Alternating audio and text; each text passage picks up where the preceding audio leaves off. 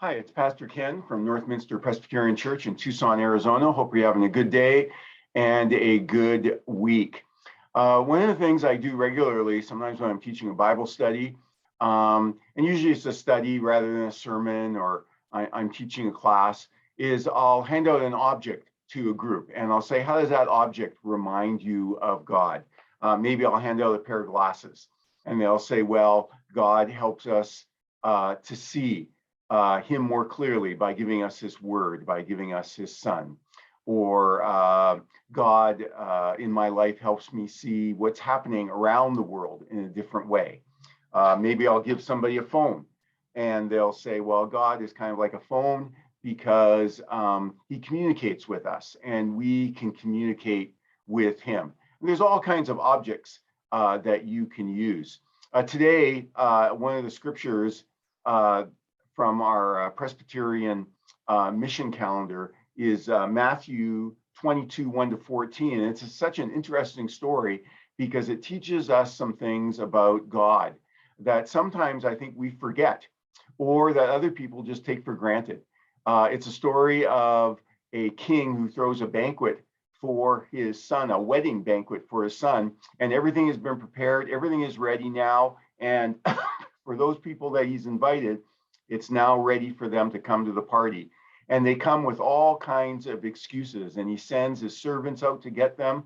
And the passage actually says they beat the king's servants and kill some of them. And that enrages the king.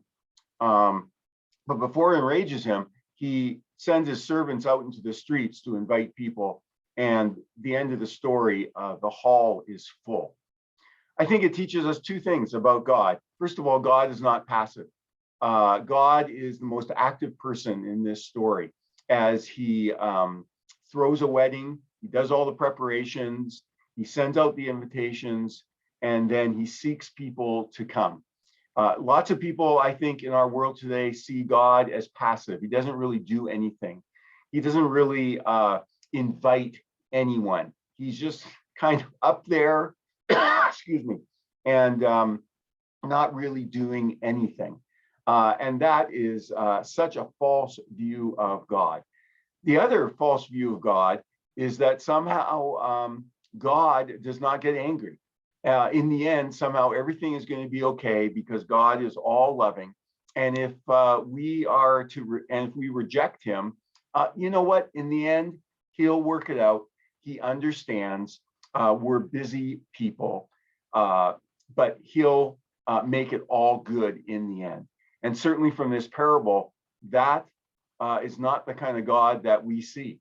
We see a God represented into this king that has done so much that when there is a rejection, there is a price to pay.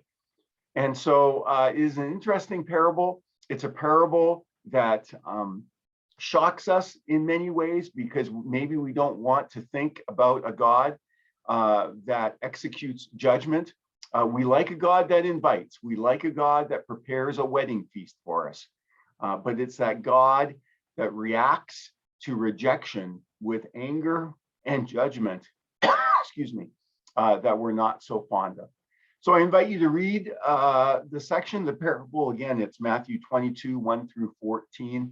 And we learn a lot about our loving, but also holy and just God.